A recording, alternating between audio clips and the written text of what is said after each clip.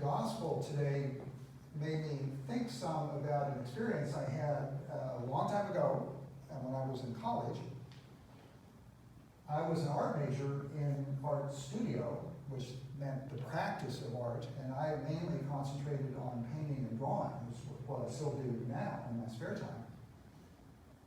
As part of the course, I had to take a sculpture class. And I wasn't interested in sculpture, but I had to do it. That was just a requirement.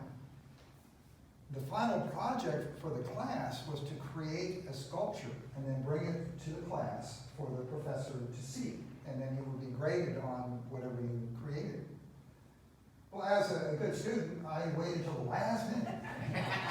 And I did what, and probably they still call it, I call it cramming, where you, at the last minute, you stay up all night and you do your term report or whatever. In this case, I stayed up all night creating a sculpture. In the middle of the night, at about 3 in the morning, I felt like Michelangelo. I was on fire. I was creating this fantastic, beautiful sculpture. The professor was going to be really impressed. This was an early morning class, and so after I got the sculpture done, I had it on a piece of plywood. I was carrying it over to the class at about 7:30 in the morning. And in the light of day, as I was walking along to the class, I looked at my sculpture and I thought, this is the ugliest thing I ever saw. But it was too late. I was stuck. I couldn't go back and redo it. So I had to bring it in, and you can imagine I did not get an A in that class. I'm sharing this with you. It's kind of a fun story, but also it's about seeing. In the middle of the night, what I saw was Michelangelo, or myself was Michelangelo. In the clear light of day, I saw something entirely different. Our gospel today is about sight and light. It's about physical sight and spiritual sight. And it's part of these series of gospels we have, which are long but wonderful stories, beautifully crafted in John. 2 weeks ago, we had the story of Nicodemus, and the issue there was physical birth and spiritual new birth or rebirth. Last week, we had the story of the woman at the well, and the issue there was physical water and the living spiritual water, which is the gift of Jesus that he offers us. Today, it's about sight, physical sight and spiritual sight. This came up, according to John, because Jesus was traveling along and he saw a man who had been born blind.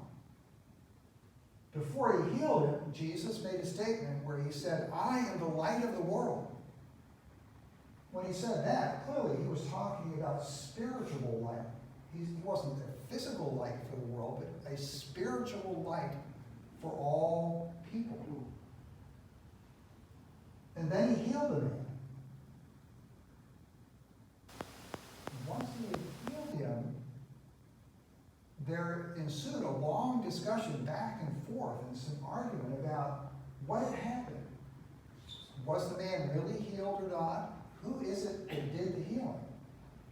The issue in all of this long discussion is, how did people see what happened? And it still gets back to sight. How did they understand and see what had happened to this man? And it describes the various responses according to how people saw what had happened. You have several characters in this. One was the townspeople or neighbors, and they were divided. Some said, this man was healed. This is the same man who had been born blind, now can see. Others said, no, it's somebody different who's been substituted in. And then meanwhile, the man said, no, it's me. It really is me. I'm the same guy. But then this discussion went on and division within the community about what had happened. Who was it that was healed?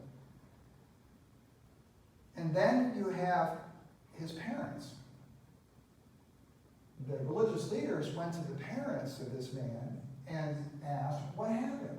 How did he get to see? And what did the parents do? I don't know, guys. Yeah, don't ask me. They kind of kicked the can down the road, so to speak, and they said, well, he's of age, ask him. And the reason they did that is because they were afraid. They were seeing out of their fear.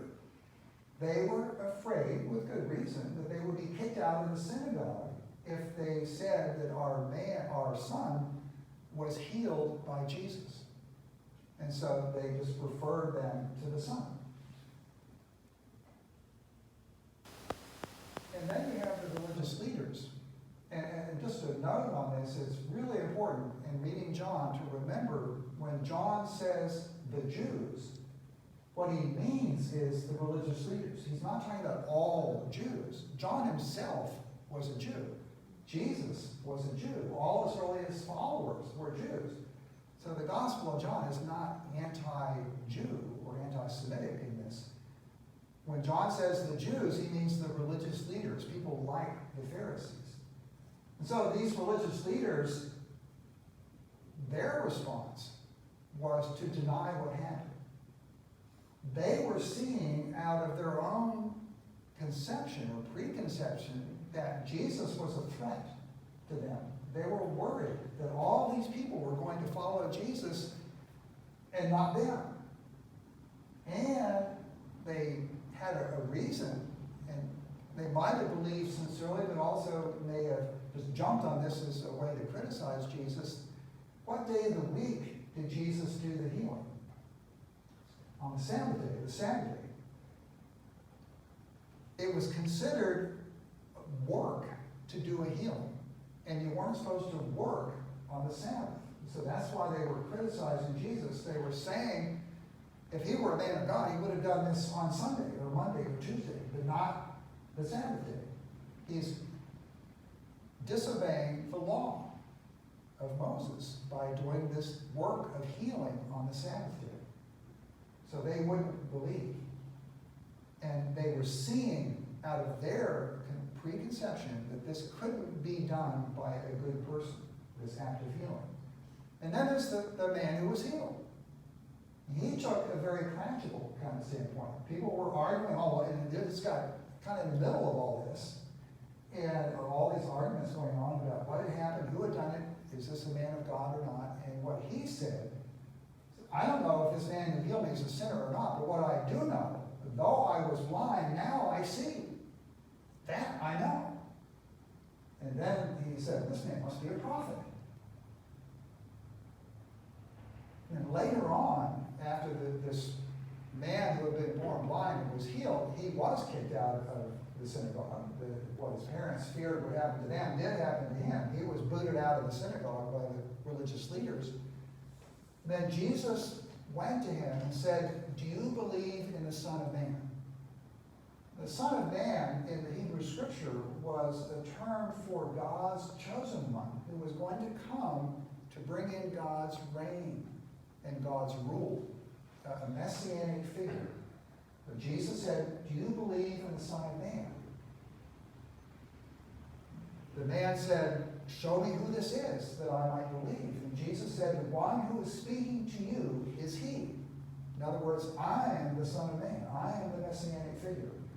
And then the man believed. He said, I believe. Then Jesus summed up this whole thing about sight and blindness and physical sight and physical blindness versus spiritual. And he said, I came into this world for judgment so that those who do not see may see, and those who do see may become blind. Some of the Pharisees near him heard this and said to him, surely we are not blind, are we? Jesus said to them, if you were blind, you would not have sinned. But now that you say we see, your sin remains.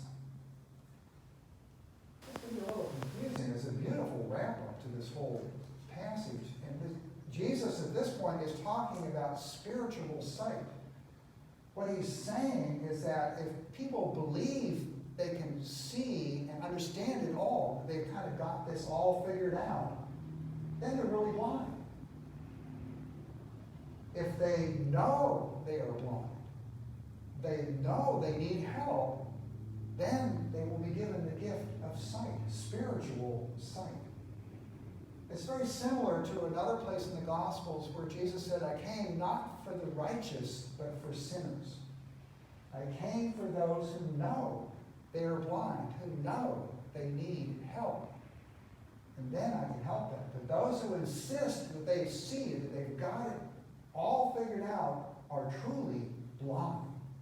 That's a beautiful way this all is kind of summed up in this passage. What this says to me is to be alert in my own life about areas where I'm blind. You know, where I'm not, and again, I'm not physically blind, but spiritually, emotionally, where I have blind spots, where I'm not seeing things the way they are. And where in my life do I act as I did when I was in college, where I think I'm Michelangelo, but I'm really nowhere near Michelangelo. But I'm not seeing accurately.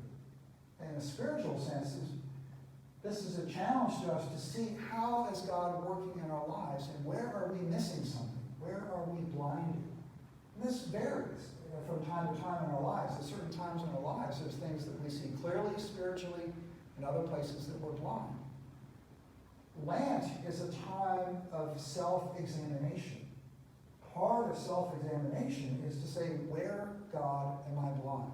Where do I need to see more clearly what you're doing in my life and how you want me to act?